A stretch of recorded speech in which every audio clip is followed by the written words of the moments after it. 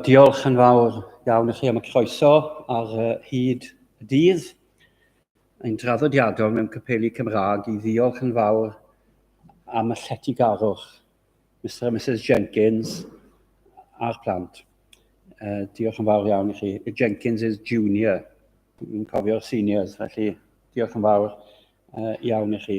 Mae gair Duw yn ein hannog ni i ddathlu mewn ffordd, i ddathlu gwaith a ryfeddodau yr arglwydd, a i wneud hynny trwy ganu. Cenwch i'r arglwydd gan newydd. Cenwch i'r arglwydd yr holl ddaear. Cenwch i'r arglwydd bendithiwch ei enw. Cyhoeddwch ei achawdwriaeth o ddydd i ddydd. Dywedwch am ei ogoniant ymysg y bobloedd ac am ei ryfeddodau ymysg yr holl genhedloedd. Oherwydd mawr yw yr arglwydd a thaelwng iawn o fawl. Wel, gadewch chi ni ymateb yn yr emyn gyntaf a ysgrifennwyd gan un o feibion yr Hendi, Pontarddulais, Gwili, cenwch i'r arglwydd.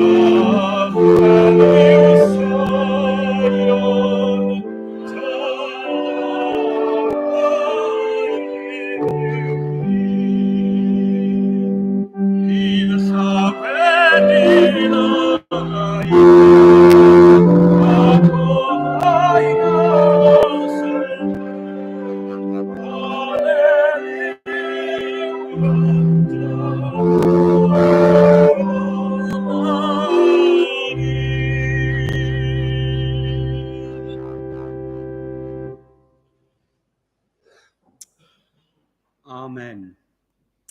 Ac amen. I ni'n troi heno at y Testament Newydd, yr ail epistol, Paul at y Corinthiaid, a'r bedwaredd bennod. 2 Corinthiaid, y bedwaredd bennod.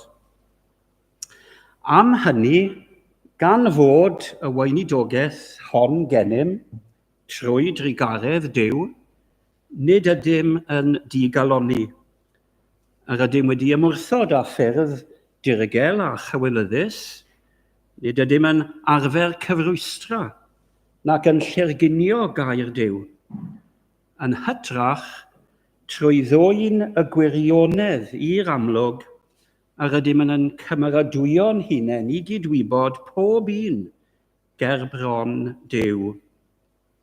Os yw yn hefengil ni dan orchydd, yn achos y rai sydd ar lwybr colledigaeth y mae hi felly, yr angredinwyr, y dallodd Duw'r oes bresennol ei meddyliau, rhag iddynt weld goleuni efengil gogoniant Crist, delw Duw. Nid ein pregethu ein hunan ar ydym, ond Iesu Grist yn arglwydd, a ninnau yn weision i chwi mwyn Iesu, oherwydd y Duw a ddywedodd orched goleuni o'r tywyllwch, a lewyrchodd yn ein calonau ni, i roi oleuni'r wybodaeth am ogoniant Duw yn wyneb Iesu Grist. Ond y mae'r trysor hwn gennym mewn llestri prydd, i ddangos mae eiddo Duw yw'r gallu ragorol ac nid eiddom ni. Ym mhob peth yr ydym yn cael ein gorthrymu, ond nid ein llethu. Ein bwrw i ansicrwydd, ond nid i anobaith. Ein herlyd, ond nid ein gadael yn amddifad. Ein taro i lawr, ond nid ein dinistrio. Yr ydym bob amser yn dwyn gyda ni yn y corff farwolaeth yr arglwydd Iesu, mwyn i fywyd Iesu hefyd gael ei ddwyn i'r amlwg yn ein corff ni. Oherwydd yr ydym ni a ninnau'n fyw yn cael ein traddodi yn wastad i farwolaeth mwyn Iesu. I fywyd Iesu hefyd gael ei ddwyn i'r amlwg yn ein cnawd marwol ni. Felly, y mae marwolaeth ar waith ynom ni a bywyd yno chwi. Gan fod gennym ysbryd crediniol yr ysgrifennir amdano yng ngeiriau'r ysgrythyr, credais, ac am hynny y llyferais, a rydym nid yn credu, ac am hynny yn llefaru. Gan wybod y bydd i'r hwn a gyfododd yr arglwydd Iesu, ein cyfodi ninnau hefyd gyda Iesu, a'n gosod geron gyda chwi, oherwydd eich mwyn chwi y mae'r cyfan, fel y bwy ras Duw fynd ar gynnydd, mwy a mwy o bobl, ac amlhau'r diolch fwy gogoniant Duw. Am hynny, nid ydym yn digaloni, ein bod yn allanol yn dadfeilio, yn fewnol, fe'n hadnewyddur ddydd ar ôl dydd. Ysgafn o'r thrymder sydd arnom yn awr, darparu y mae, y tu hwnt i bob mesur, bwysau o ogoniant i ni. Dim ond i ni gadw'n golwg, nid ar y pethau a welir, ond ar y pethau na welir. Dros amser y mae'r pethau a welir, ond y mae'r pethau na welir yn dragwyddo. Amen. Wel, gadewch i ni agosau at yr arglwydd mewn gweddi. Ni'n cydnabod o arglwydd gyda'r salmydd gynt, mae nesau at Dduw sydd dda i ni. Nesau weithiau mewn gwendid, ni wedi darllen heno am gorthrymder, ni wedi darllen hyd yn oed am anobaith. Ni'n meddwl am beichiau, ni'n meddwl am siomedigaethau, ni'n meddwl am ofnau. Ond o arglwydd trwy'r cyfan, nesau at Dduw sydd dda i mi. Ac wrth nesau at ati, ni'n atgoffa'n hunain o arglwydd, fod hi'n Dduw noddfa, yn ddiw nerth, yn gymorth hawdd a gael mewn cyfyngder. I ni'n dod heno gan ddiolch bod ni'n dod nid yn unrhyw haeddiant personol, mae'n haeddiant gorau ni yn ddim, ond yn haeddiant digonol yr arglwydd Iesu Grist. I ni'n diolch am haeddiant i gyfiawnder, i ni'n diolch am haeddiant i yfuddod, i ni'n diolch am haeddiant a'i millwyd trwy aberth croes Calfaria. I ni'n diolch i ti o arglwydd fod yr haeddiant yna fel gwisg, mantell, perffaith, yn cuddio pob pechod cas a bai. I ni'n diolch i ti o arglwydd am y wisg yma, y wisg na fydd yn dadfeilio, y wisg o arglwydd na all dim byd ei pydru. I ni'n diolch i ti o arglwydd fel ein harglwydd o llynau gynnau gwynion, yr emynydd yn gweld o arglwydd blodau'r maes o arglwydd y lili fach wen yn codi o'r ddeiar ac yn cael ei atgoffa y byddwn ni hefyd o llynau gynnau gwynion yn cael ein atgyfodi rhyw ddydd i fywyd tragwyddol. Ni'n diolch bod ni'n cael dod ata ti yn yr ysbryd o arglwydd y munud i ni'n gadael y corff yma. Ond i ni'n diolch am y dydd y bydd corff, meddwl ac ysbryd yn cael ei uno yn y dydd mawr atgyfodiad yr arglwydd Iesu Grist, y dyfodiad yr arglwydd Iesu Grist. Byddwn ni'n rannu o arglwydd yn llawn pob buddugoliaeth, pob conquest yn y man, ddaw yn glir i ni. Arglwydd i ni'n diolch felly fod ni'n blant, i ni'n frodyr a chwiorydd gobaith heno, mewn byd sydd yn llawn o anobaith. I ni'n diolch i ti am obaith yr Efengil.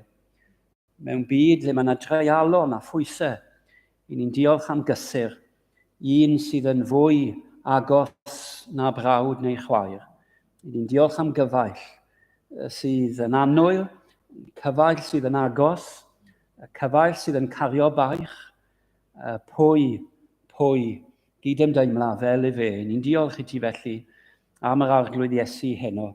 Ac i ni'n gwyddio y bydd gair yr Iesu trwy'r apostol yn cydio eto yn ein meddyliau ni, yn ein syrchiadau ni ac yn ein dymuniadau ni, yn cynhesu yn calonnau o arglwydd, maddau pan fod oer fel garwch a difaterwch yn cydio ynom ni. I ni'n gwybod o arglwydd allwn ni lithro'n bell iawn, ond i ni'n diolch o arglwydd pa mor fawr yw y llithro, pa mor fawr o arglwydd a pa mor bell yw'r crwydro. Y mae dy gariad a drigaredd di yn fwy.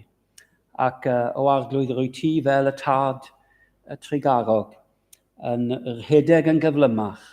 Rwy ti'n rhedeg yn gyflymach na ni. Ni'n diolch dy fod ti'n gallu dod nôl â ni. Ac ni'n gwyddio heno o arglwydd am ffrindiau. Ni'n meddwl am aelodau teulu. Fe glywon nhw yr un Efengil. Fe gawson nhw magu yn sŵn yr un gair. Ac fe wnaethon nhw broffes, ond o arglwydd heno mae rai yn bell. Ac ni'n cyflwyno nhw i dy ofal di o arglwydd. A rai sydd eto heb gredu. Rai sydd eto heb blygu glin. Bydd y dydd yn dod yn fuan iawn. Y bydd mwy a mwy yn plygu glin i waredwr eneidiau ac i arglwydd bywyd. Ni'n gwyddio heno o arglwydd am aelodau'r teulu, le mae yna bwysau meddyliol, le mae yna bwysau ysbrydol, le mae yna bwysau gwaith o bosib, ac o arglwydd i ni'n gwyddio y byddwn nhw'n wybodol fod yna un all gario baich, ac byddwn ni hefyd yn cael heddwch o wybod bod ni'n gallu cyflwyno nhw i dy ofal di, y bugail da, y bugail tyner, y bugail mawr. Ac i ni'n gwyddio o arglwydd y bydde di eto yn agosau at rai mewn angen. I ni'n gwyddio am weinidogaeth yr eglwys hon, i ni'n gwyddio eto am y gweinidog John heno yn Llambed. I ni'n diolch i ti am y gwaith yn Llambed. I ni'n gwyddio am y tystiolaeth, y caffi a'r siop lyfrau yn ystod yr wythnos. I ni'n meddwl am y criw bach o fyfyrwyr sydd yn y brifysgol yn Llambed, ac ni'n gwyddio arglwydd am dystiolaeth, ardaloedd o arglwydd o gwmpas. Bydd ydi'n bendithio'r tystiolaeth yna. Bendithiad tystiolaeth yr eglwys yma yn ystod yr wythnos, gweinidogaeth i'r plant, gweinidogaeth ymysg y dynion, gweinidogaeth yn yr ysgolion, ac o arglwydd yr dystiolaeth nawr fydd i ddod wrth i ni feddwl ymlaen i'r cyfnod yr adfent a'r Nadolig o arglwydd. Bach iawn yw yn ymdrechion ni, ond o arglwydd fel Elias gynt, i ni am adeiladu allo'r tystiolaeth. Ni'n ymwybodol fydd yna ddigon o dŵr yn cael ei daflu ar yr aberth do arglwydd danfon y tân nefol, danfon yr ysbryd glân yn enw Iesu mawr, fel y bydd nifer yn cael ei argyhoeddi, ac fel y bydd nifer yn dod i gyhoeddi. Dim ond un Duw, a dim ond un gwaredwr sydd yn Iesu Grist. I ni'n diolch fod Duw ac arglwydd Elias, Duw a thad ein harglwydd Iesu Grist, ddim di newid, ac i ni'n gwyddio bydd ydi eto yn dangos dy ras i ni ynddo ef. Clyw ein gweddiau wrth i ni ddod yn enw, ac mwyn gogoniant mwy i Iesu Grist. Amen.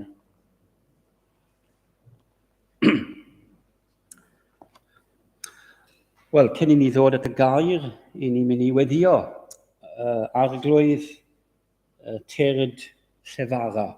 I ni eisiau clywed beth sydd gan Dduw i ddweud. Fe godwn ni i ganu.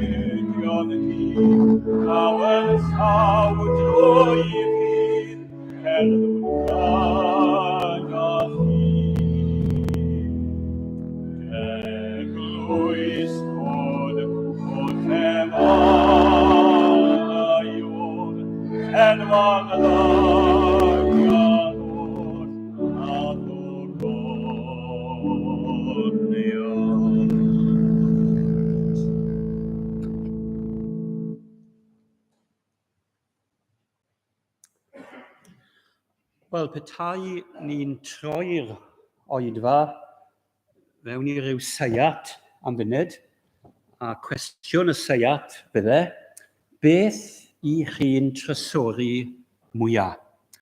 Bydde'n ddiddorol beth bydde'r ateb yn y ffrant fan hyn, a'r ateb yn y cefn, a wedyn ni pwy a wyr beth gelen ni yn y canol. Beth i chi'n trysori mwyaf? Mae'n gwestiwn ddiddorol yn diwedd. Allwch chi weld wrth ambell i berson beth maen nhw'n trysori mwyaf wrth edrych ar eu dwylo nhw a'i clustiau nhw. Wel, a ceddi trwy'n nhw. Beth i ni'n trysori? Fi'n siŵr bydde'r atebion ddim yn wahanol iawn, siarad yn gyffredinol. Bydde nifer ohono ni'n dweud, a chi wedi clywed bobl yn dweud, os iechyd ych chi, mae popeth ych chi.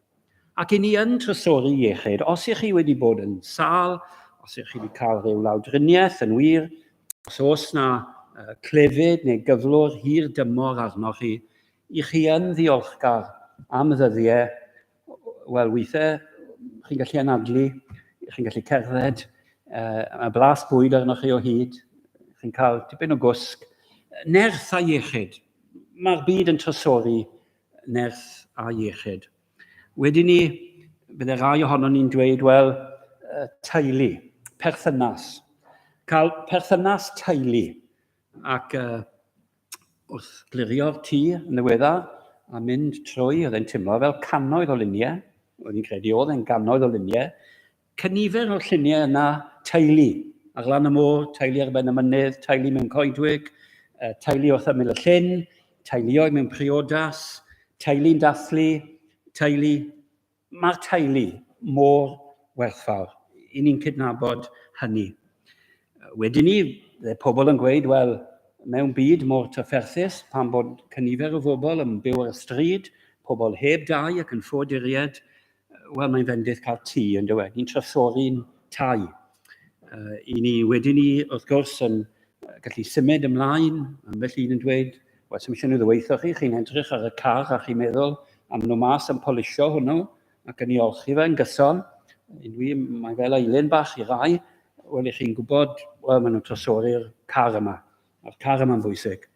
Wedyn ni dros y blynyddoedd, i ni wedi trysori pethau fel addysg, i ni mewn oes sydd yn gwerthfawrogi'r celebrity status, i ni'n trysori gymaint o bethau. Ond ar benod yma yn ffocysu, mae yna rhyw spotlight, mae yna rhyw lif olau ar un peth yng nghanol y benod yma sydd yn dweutho ni, os ych chi'n Gristion heno, dyma'r peth, siŵr o fod, i chi'n trysori mwyaf. Ac mae'r trysor yma, wrth gwrs, nid yn unig yn bwysig, ond mae'r trysor yma yn bopeth i bob un o'r saint. Roedd Paul yn ysgrifennu y saint yn Corinth.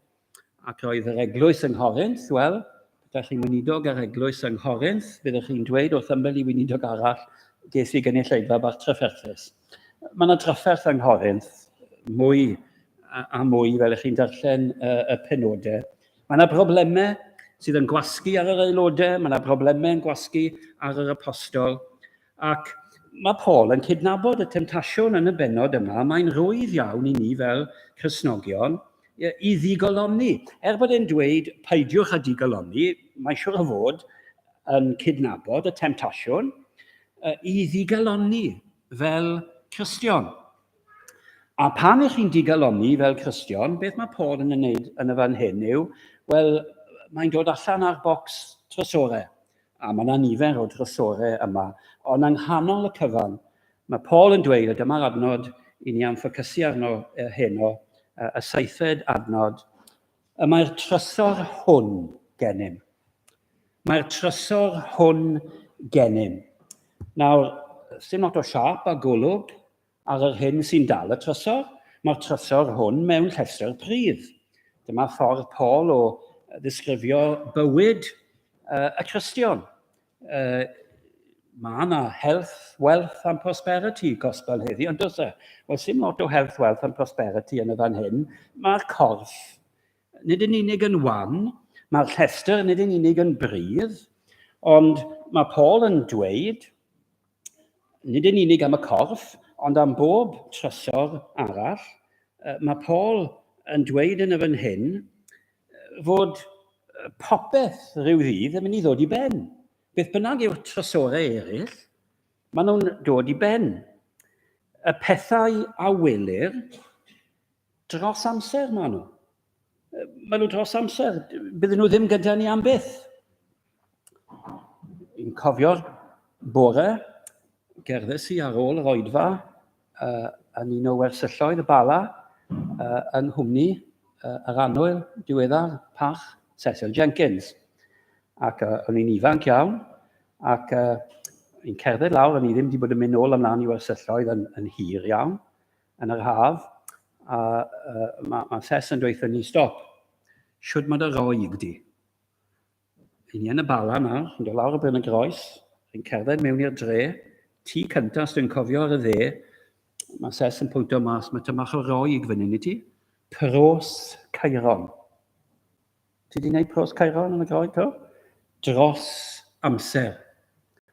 A ges i stori hir am sydd i ddod o hwnna mewn i bregethau. Mae fi'n neud e hyn o Tabernacl Llwyn Hendi. Yn cael yn atgoffa, oedd y bobl oedd yn byw yn y tŷ yma, dwi ddim yn credu mae'n groegiad o'n nhw, ond falle bod un o'n nhw wedi gwneud yma o roig yn yr ysgol, y Berwyn y Bala yna, ac dros amser. Beth bynnag i ni'n trysori yn y byd yma, dros amser yw e. Nawr meddyliwch chi am gyd-destun Eglwys Corinth. Oedd Corinth yn un o ddinasoedd mwyaf hyfryd, pert, amlwg yr hen fyd Rufeinig. Bydd yna demlau hardd yna, calofnau, glân, marmor gwyn. Fydd yna farchnadoedd rhyfedd yn Corinth. Roedd Corinth yn un o ganolfannau addysgiadol yr hen fyd.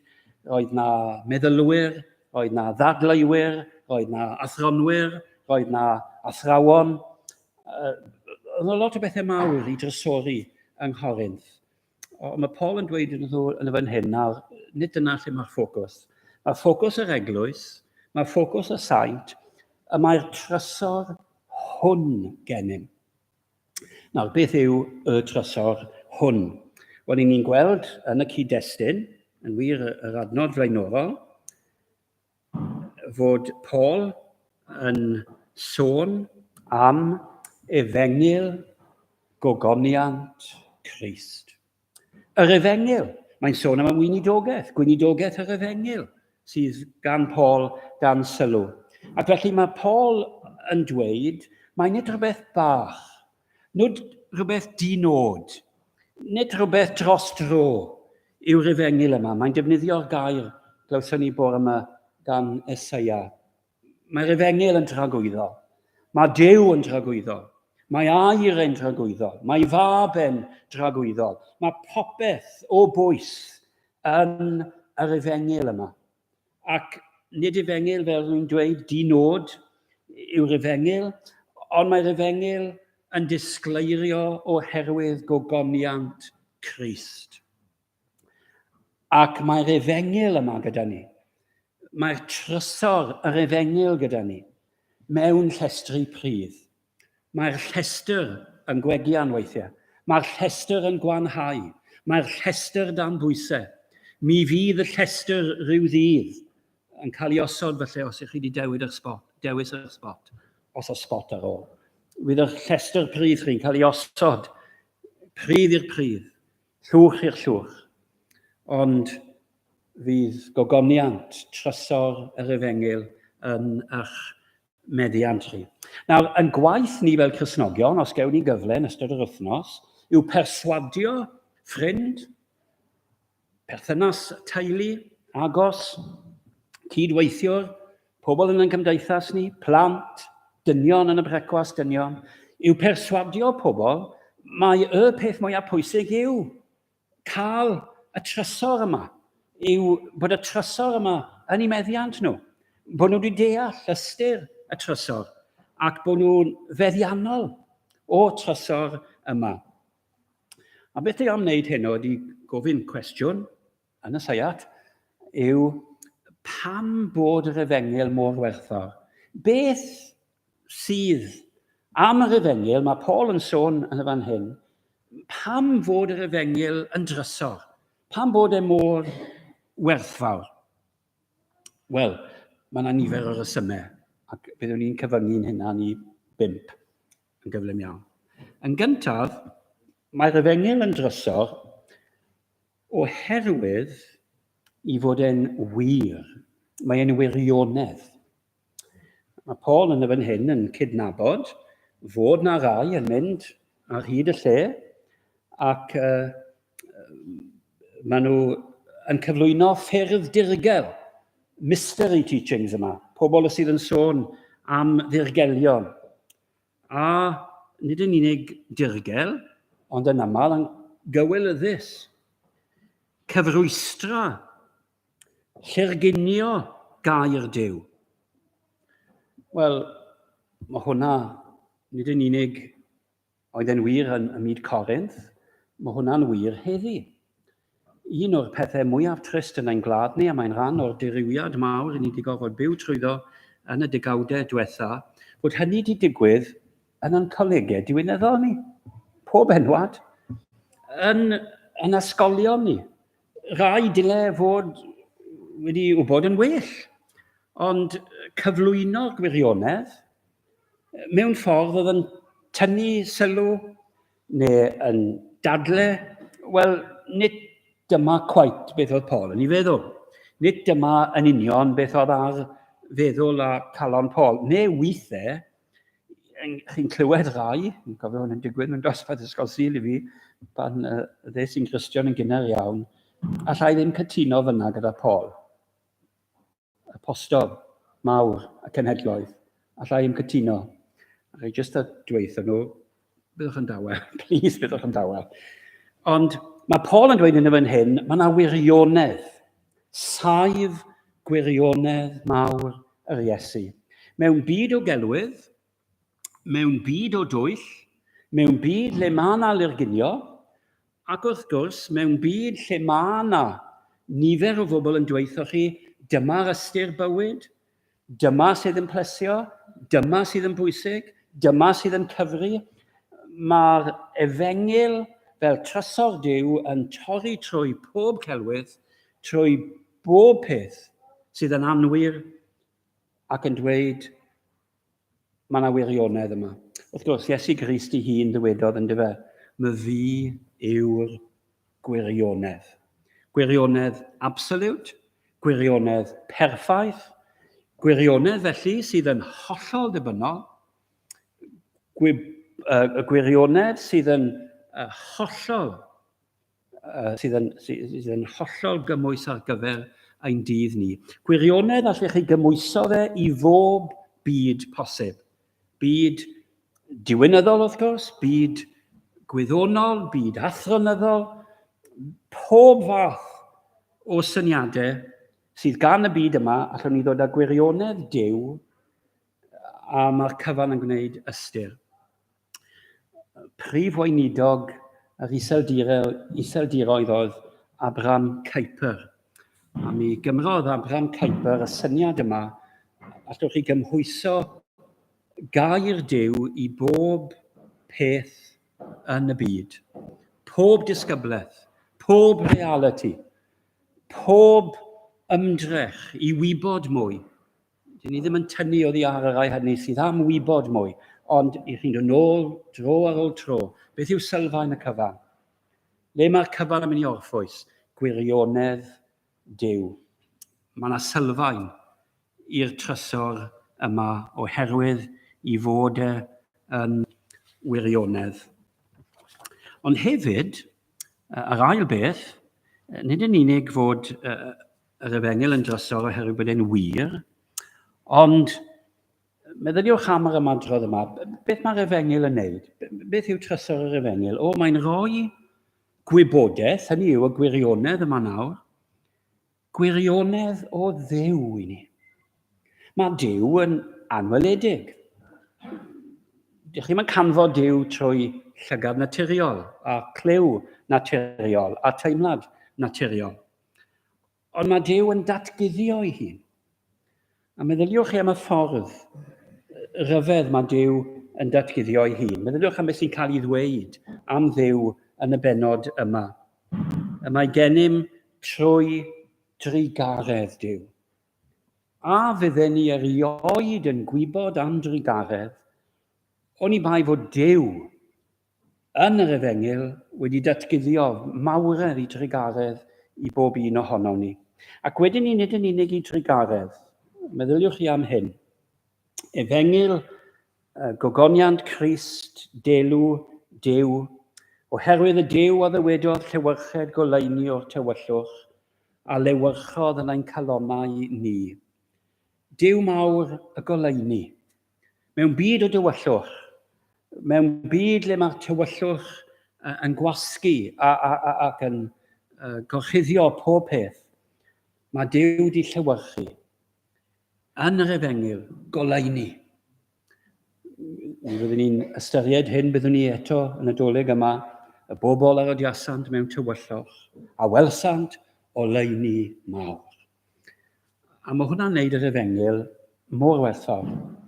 Mae yna bobl yn y byd yn does yn chwilio am oleuni, weithiau mewnol, neu'n mynd i fan hyn, mynd i fan draw, cael rhyw fath o oleuni, goleuni gwybodaeth, goleuni profiad, goleuni fydd yn y tywys ac yn arwain. Mae Paul yn dweud yn y fan hyn, yr Efengil Iesu Grist, sydd yn dangos goleuni Duw ar ei orau mewn ffordd na un goleuni arall gystadlu ag ef. I ni'n gweld mawredd y goleuni, i ni'n gweld gogoniant y goleuni, ac yn y goleuni yma, i ni'n cael byw. I ni'n cael byw. Meddyliwch am beth sy'n digwydd yn y fan hyn. Mae'r goleuni yma mor drylwyr. Mae'r goleuni yma a lewyrchodd yn y greadigaeth. Mae hwnna'n rhyfeddod mawr. Petai ni'n mynd ar ôl hwnna heno. Mae Paul yn dweud fan hyn, goleuni Duw a lewyrchodd yn ein calonnau ni. Pan oeddem ni mewn carchar, tywyll, di.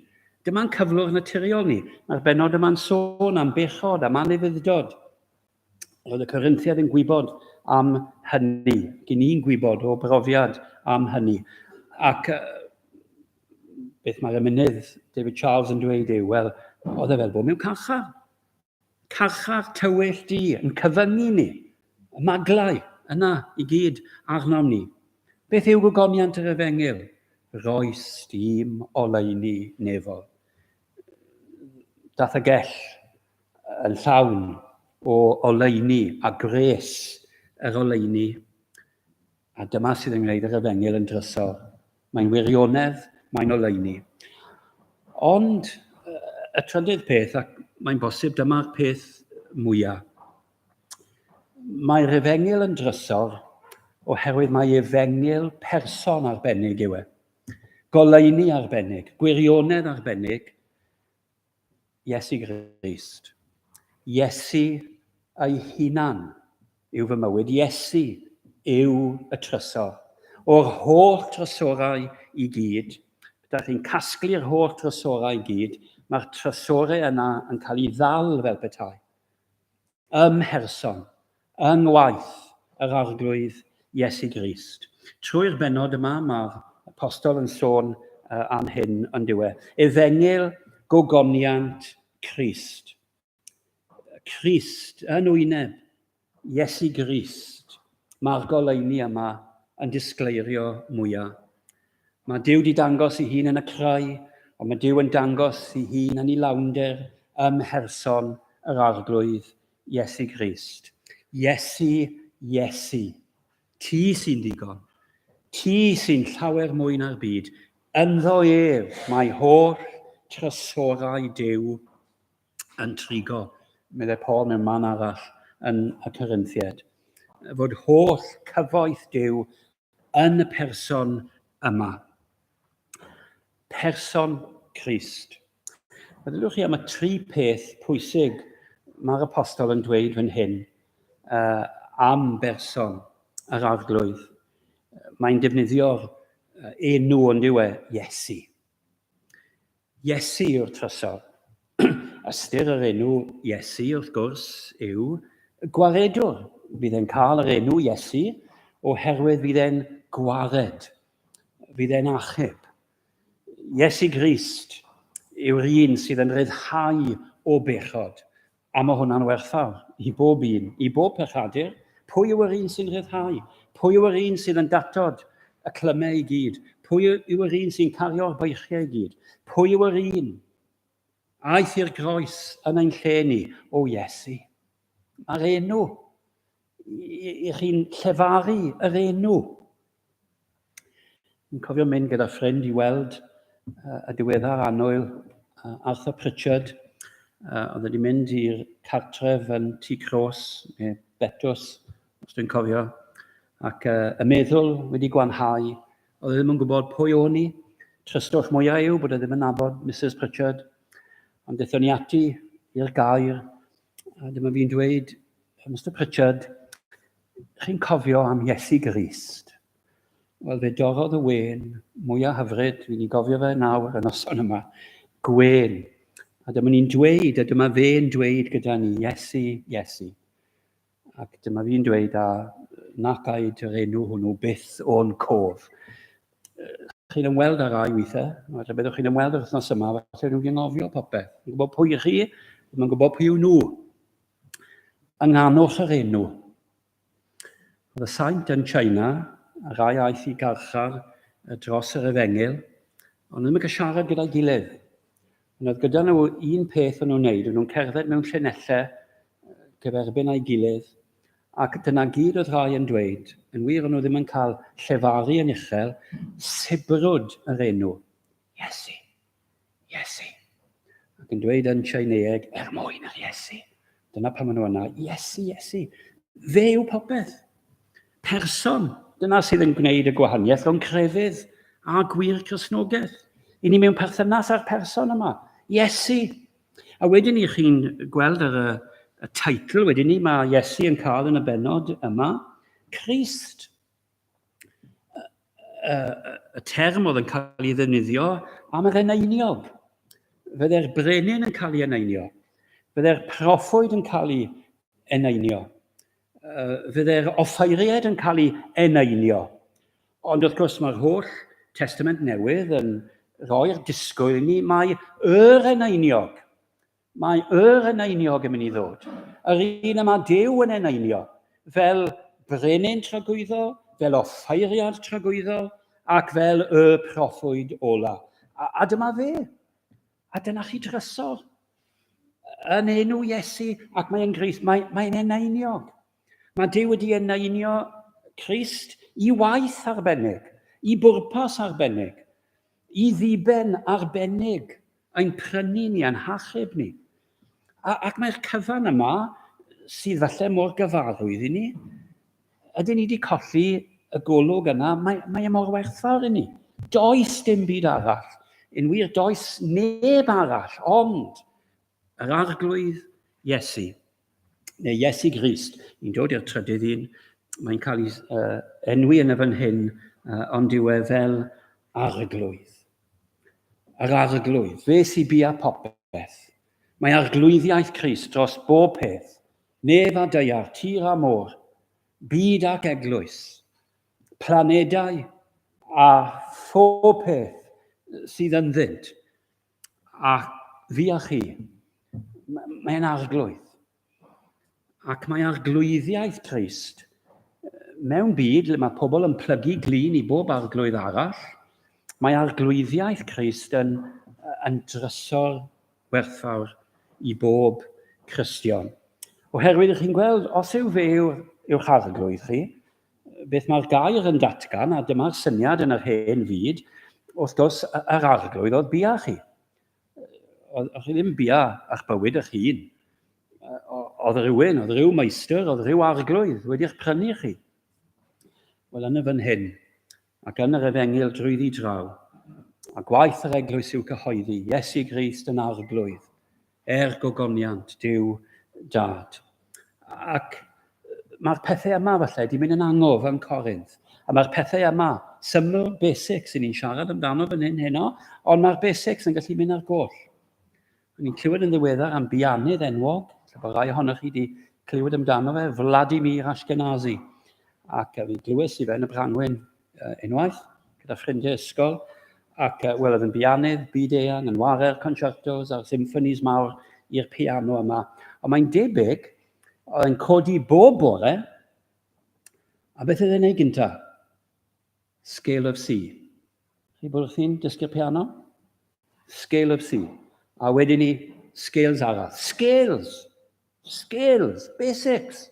Cyn bod yn mynd at y symffoni, cyn bod yn mynd at y concerto, cyn bod yn mynd at y pethau mawr, basics. A mae Paul yn dod ar eglwys yma nôl at y basics. Yn dod yn ôl yn at y pethau mawr sydd yn cyfri. Person Iesu Grist. Mae'r efengil yn drysor, mae'n wirionedd, mae'n dod â gogoniant Duw i ni, a mae'n dod â gogoniant Duw yn wyneb Iesu Grist yr arglwydd. Ond yn bedwaredd, mae'r efengil yn drysor, oherwydd yn y fan hyn, mae Paul yn sôn am ryfeddod gallu yr efengil. Nawr oedd gallu, nerth, grym, yn beth pwysig yn yr hen fyd, yn enwedig yn ei byddinoedd ac yn ei ymerodraethau. Wrth gwrs, oedd yna allu mewn syniadau athronyddol ac yn y blaen yn Corinth. Ond yn y fan hyn, mae'r Duw a ddywedodd Llywyrched goleini o'r tywyllwch, a lewyrchodd yn ein calonnau ni, na'r hint cyntaf chi. Os ydych chi'n meddwl bod yna allu a grym yn dod â goleini i'n byd ni, wel, mae yna allu a grym ryfeddol wedi dod ar efengil i'n bywyd ni. Mae'r trysor hwn gennym mewn llestri pridd i ddangos mae eiddo Duw yw'r gallu tra ryfeddol, nid yn omni. Chi'n edrych ar eich dwylo, chi'n timlo poen eich coesau, chi'n timlo pob gwendid arall sydd ar gael, a chi'n meddwl, wel, dim trysor yn y llestr. Mae'r trysor yn yr efengil, gallu Duw yw hi. Mae'n siŵr bod chi'n clywed yr apostol yn siarad gyda'r Rifeiniaid. Nid oes arno gywilydd o'r efengil, o blegyd, gallu Duw yw hi. Dylen ni byth diastyru y gallu grymus, ryfeddol, nerthol yma, sydd wedi dod â ni o farwolaeth i fywyd. Meddyliwch hyn o pam ych chi'n credu. Wel, fydd yna nifer o atebion pam ych chi'n credu, dylanwadau, argyhoeddiad. Ond y peth mawr, siŵr o fod yw, grym a gallu Duw. Pant y celyn yn ei gweld ti, nag ydde? O'n i'n gorwedd fel petai yn y bedd. Ond dath na atgyfodiad ysbrydol. Ac mae'r gallu a'r nerth traragorol hwnnw yn cynnal. Meddyliwch chi am y restr mae Paul yn rhoi yn y fan hyn. Pethau sydd yn gwanhau ni, pethau sydd yn gwasgu, pethau sydd yn anodd iawn. Mae reality yn y benod yma, dyw Paul ddim yn gweud, mae yna allu traragorol, da chi, bydd byth problem, da chi. Bydd byth unrhyw siomedigaeth yn dod ar eich draws chi. Na, mae Paul yn dweud, ym mhob peth, y rydym yn cael ein gorthrymu. Mae yna fyd o orthrwm. Mae yna brofiadau sydd yn gorthrymu ni. Roedd Paul yn gwybod am swmbol yn y cnawd yn doedd. Mae'r pethau yma'n gwasgu ni. Ond, meddai Paul, bod yna pethau yn gorthrymu ni, chi'n gwybod y gwaniaeth o'n Cristion a rhywun sydd ddim yn Cristion, dyn nhw ddim yn anllethu ni. Dyn nhw ddim yn anllethu ni. Yn credu mai cyfieithiad J.B. Phillips oedd yr un enwog, knocked down, but not knocked out. chi'n cael eich llethu. Wedyn ni mae'r list yn mynd yn ei flaen. I ni'n cael yn bwrw i ansicrwydd. Dyw Cristnogion beth yn gwynebu ansicrwydd. Ni'r bobl mwyaf hyderus yn y byd. Meddai pwy? John Bunyan yn mynd chi i gastell ansicrwydd. Yn dyw mynd chi i gastell ansicrwydd a trymder. A fyna i chi weithiau am gyfnod, mae yna gyfnodau'n dod. Ond mae grym yr Efengil yn dweud, bod yna ansicrwydd, dyw hwnna i'r Cristion byth yn arwain i anobaith. I ni ddim yn mynd ac yn aros yng nghors anobaith. Wedyn ni, yn herlyd. Mae yna Cristnogion yn cael eu herlyd, wedi cael eu herlyd, fydden nhw'n cael eu herlyd, a falle bydd yr herlydigaeth yn dod yn fwy, gyda'r gwasgfeydd fydd yn dod weithiau falle o di llywodraeth hyd yn oed. Ond bod ni'n cael yn herlyd, byddwn ni ddim yn sefyll fyna a gweud, wel, sneb yn deall. Does dim neb allan nghysuro i yn yr herlydigaeth yma. Beth mae Paul yn gweud yn cael yn herlyd, ond nid yn gadael yn amddifad.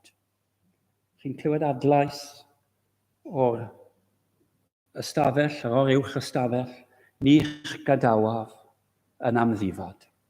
Mi addeuaf ato chi. Dyma trysor yr Efengil. Mae allu gogoniant ymherson Crist yn mynd i gynnal ac yn mynd i gadw. Ein taro i lawr, ond nid ein dinistrio. Bob amser yn dwyn yn corff farwolaeth yr arglwydd. Ond mae yna fywyd yr Iesu.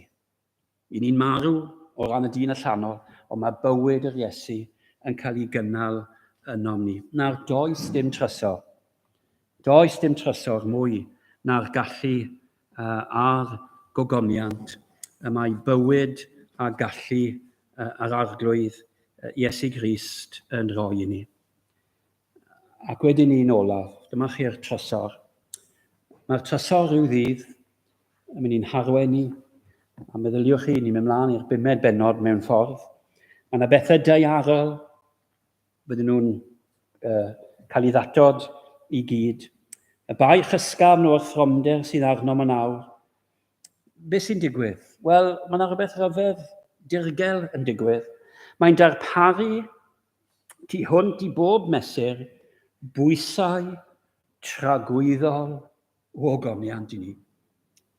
Mae'r apostol nawr yn dweud wrthon ni, i chi'n sefyll ar y lan, a edrychwch, fe naid gweil, edrychwch, gerllaw i fyd amser, gweil uwchlaw, cymylau amser, mae Paul yn dweud yna fan hyn, o fe naid gweil y tir. A mae'n mynd ymlaen yn y 5 bennod yn diwedd. A dyma'r dyn oedd yn byw ac yn gwneud pebyll. Ond mae'n dweud, mae'r babell ddaearol hwn i ni'n byw ynddi, bydd e'n cael ei ddatod. Ond mae gennym adeilad, nid pabell, bydd yn dirywio. Dwi byth di deall pobl sydd yn licio mynd i wersylla mewn pabell. Yn felly un o'ch chi fynd yn felly, wrth yn bodd yn mynd i babell, eitho unwaith. Unwaith yn y mywyd i babell, never again. A mae'r apostol Paul fan hyn yn gytuno mewn ffordd yn dweud. Rwy'n gael eich pabell, a pa mor wonderful yw'r babell, mae'r adeilad, nid o waith llaw, ond tragwyddol yn y nef.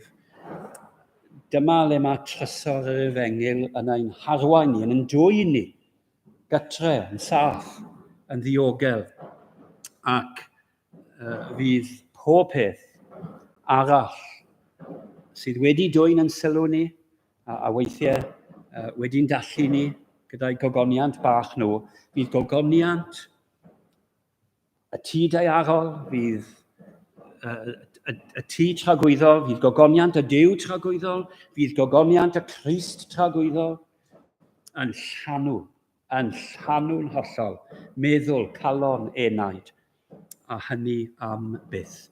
Nawr, cwestiwn i gloi, ydy'r trysor gyda chi? Ydych chi'n Gristion heno? Ydy'r trysor gyda chi? Trysor person yr arglwydd Iesu Grist. Os yw'r trysor gyda chi, ydych chi'n ei drysori fe? Ydych chi'n cyfri fe? Wel, y perl y perl gwerthfawr mwyaf erioed. Gadewch i ni weddio. Arglwydd Duw, ni'n diolch i ti heno o feddwl fel Pant y Celyn gynt am drysorau'r India i gyd. Doedd na ddim trysor mwy i galon yr ymynydd ac i galon y Cristion na trysor person gwaith yr arglwydd Iesu Grist. Ac a gallwn ni ddweud heno trwy ras a drysor y nefoedd fe redodd fy mryd. Mwyn dy enw, amen. Wel, emyn gan Rhys Nicholas, W. Rhys Nicholas, yn sôn am gwn pa le mae'r cyfoeth gorau, gwn pa le mae'r trysor mawr. Profais, blas y bywyd newydd, o fendigaid fwy na fawr, grym y cariad am henillodd unau'n llwyr, fe godwn i ganu.